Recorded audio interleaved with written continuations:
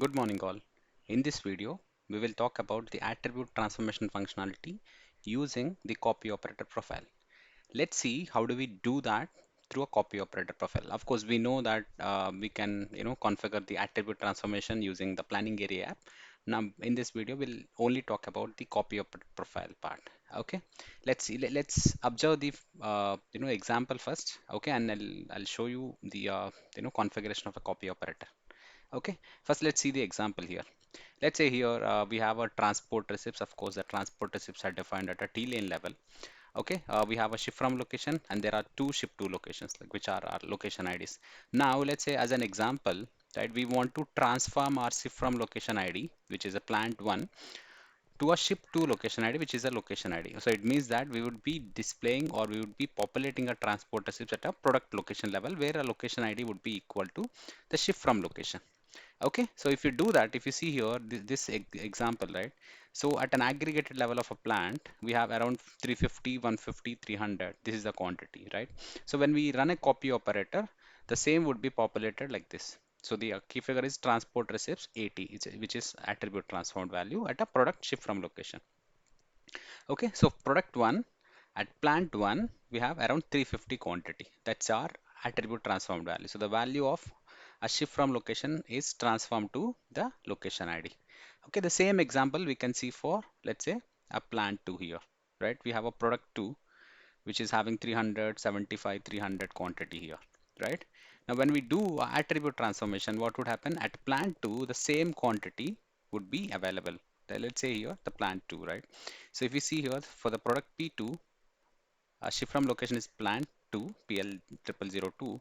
When we do attribute transformation, the PL 0002 would become a location ID, and that's what we see here, right? The product ID is P0002 and the plant is PL0002. The value is transformed.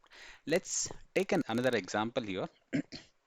Okay, you take an example here, the plant 3, which is having transport receipts to a plant 1 and plant 2 for a product IC, right? If I run the copy operator now, what would happen? The plant 3 would become a location ID, and for the IC product, we'll see the sum of these two transport receipts. Okay, let us run this. Go to copy operator, run it. Now I'll be running it for the IC. So you can add a filter,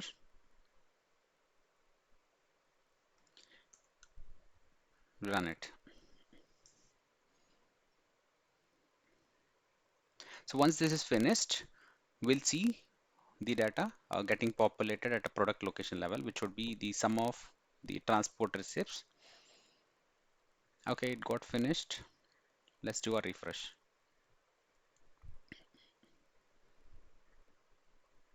Okay, you see here, product is IC and plant is PL 0003. The sum of these two transport receipts, PL1 and PL2 transport receipts, are transformed to the shift from location, which is like now it is location ID. Okay, it's a 600, 2000, 1200, like that. Okay, sorry, 1000. The sum of these two transport receipts would be available at a plant 3. Clear? I hope it is clear. Now I'll show you how do we configure the copy operator to do this attribute transformation. Okay, let's go to this. So this is a copy operator that I configured. So there are three settings that you need to observe carefully, because without those settings we cannot do the attribute transformation using a copy operator profile. The first thing is that attribute mapping is required. So if you don't have the attribute mapping, you cannot do the attribute transformation, because whenever you say attribute mapping is required, you have to mention in the attribute mappings that my location from is equal to location ID. That's what we do usually in the planning area. The same thing we do here in the copy operator profile.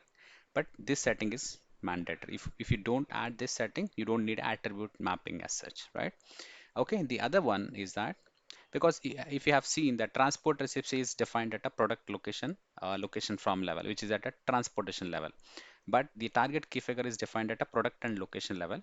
Now the location from in the source key figure has to be transformed to the location ID. So the copy level has to be the product ID and the shift from location. This copy level is very, very important. If you don't add a shift from location ID because you want to transform a shift from location ID to a location ID, then definitely the copy level should have that attribute at any cost.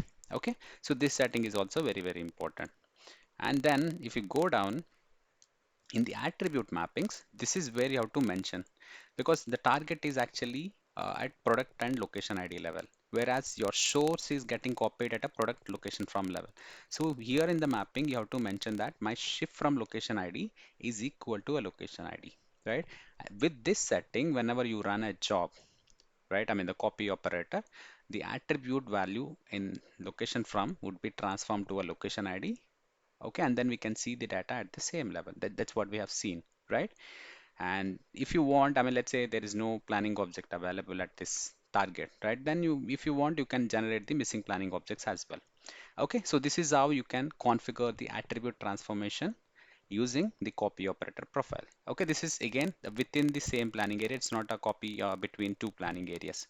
Okay, I hope this video is helpful for you. If you like this video, please do like it and share it with your friends if you feel this is worthy, and then subscribe to my channel to have more videos. Thank you very much.